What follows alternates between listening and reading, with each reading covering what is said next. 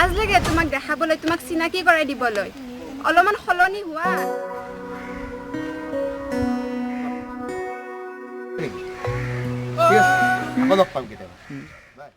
কি বাৰে বাৰে মাংস কটা কৈ আৰে মাংস মোৰ ফেভাৰিট ধন